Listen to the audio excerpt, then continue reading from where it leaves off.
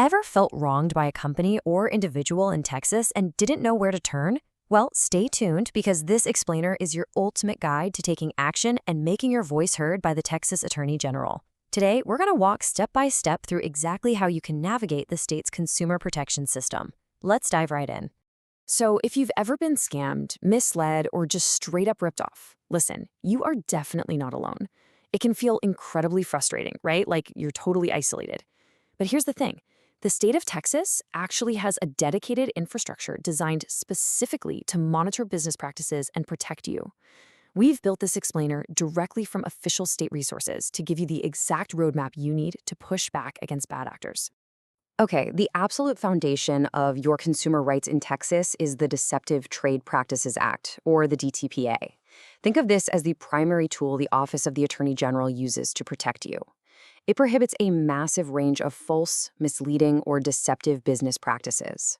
When a business engages in unconscionable conduct, like knowingly selling you a flooded car and calling it brand new, this is the exact legal framework the state uses to investigate and potentially penalize them.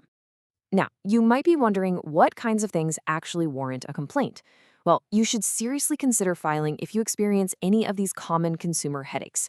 We're talking about everything from high-pressure bait-and-switch sales tactics and hidden fees, all the way to identity theft or predatory price gouging during a hurricane.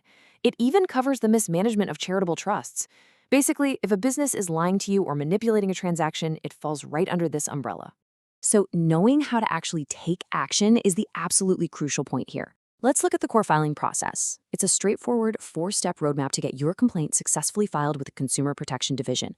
First, you choose the correct form. Second, you gather and organize your supporting documents. Third, you submit the complaint. And fourth, you save that confirmation reference number. It's really that simple. Let's break these down. The absolute easiest way to submit your complaint is online, for sure. But you got to pick the right lane. The Attorney General's portal actually separates complaints into 3 distinct categories. The general form is your go-to for standard scams, refunds, and billing issues.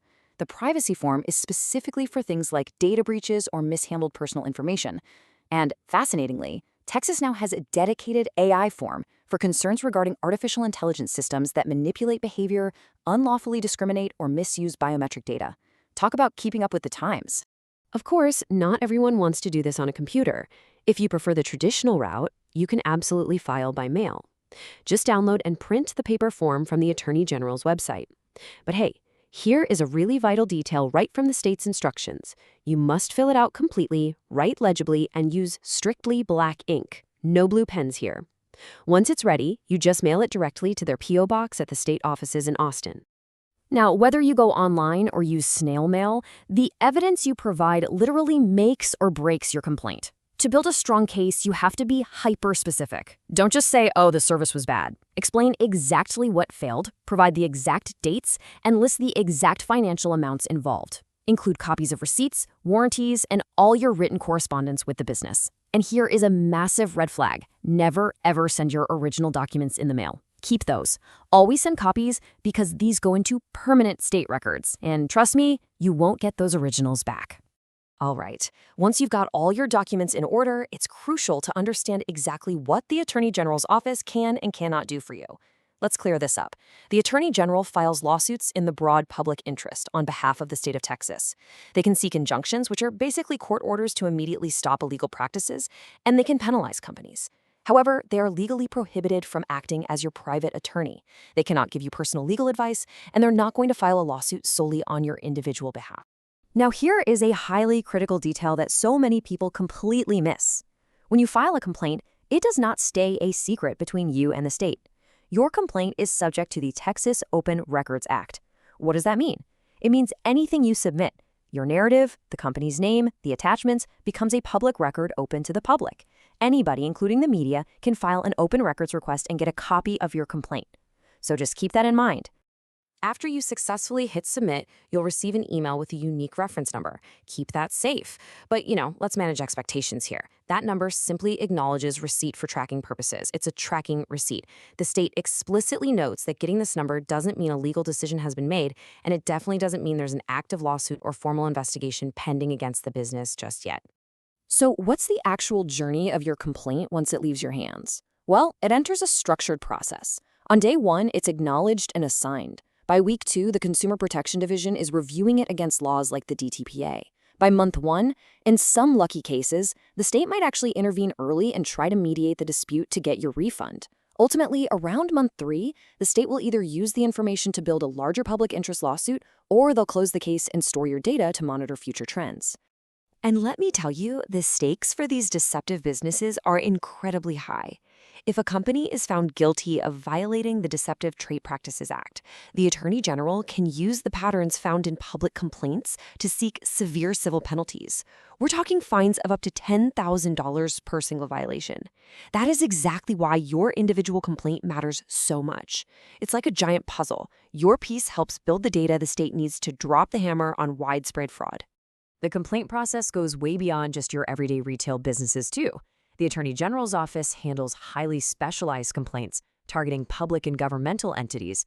For instance, if a city government fails to do its municipal audit, or if a state agency violates the Texas Women's Privacy Act, or say a governmental body overcharges you for public records under the Public Information Act, there are specialized, unique forms for those exact infractions right there on the AG's portal. Now, what if your issue falls completely outside the Attorney General's jurisdiction? Don't worry, you aren't out of luck. You probably just need a different state agency. For example, if you've got an insurance dispute, the Texas Department of Insurance handles that. The Department of Banking handles money service businesses, environmental concerns go to the Commission on Environmental Quality, and healthcare fraud is handled by the Medicaid Fraud Control Unit. So there are plenty of additional regulatory resources out there. Actually, scratch that. Before you even go launching into filing forms with any state agency, the official sources remind us of a highly practical first step. If you're dealing with a legitimate, registered business and not some outright phantom scam, talking directly to a manager or customer service rep is often the absolute fastest way to resolve your issue. Always give the business a clear chance to make it right before escalating the whole shebang to the state level. If you've tried that and you're still stuck, or if you just have questions about whether your specific issue even qualifies for a formal complaint, help is absolutely available. You can call the state's Consumer Protection Hotline directly at 800-621-0508. The hotline is staffed on weekdays between 8 a.m. and 5 p.m., and they're really great at helping you guide on the nuts and bolts of the process.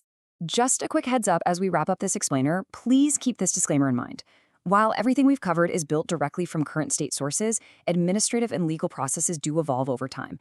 And because the Attorney General cannot act as your personal lawyer, you should absolutely seek private legal counsel if you're facing severe financial losses and need dedicated individual representation in court. So, with the power of the consumer complaint process demystified, how will you take action to ensure fair business practices in Texas? Now that you're armed with this ultimate guide to navigating the Attorney General's complaint process, the ball is completely in your court. The state can only fight the fraud it actually knows about. Are you ready to organize your documents, take action, and hold deceptive businesses accountable? Get out there, protect yourself, and make your voice heard.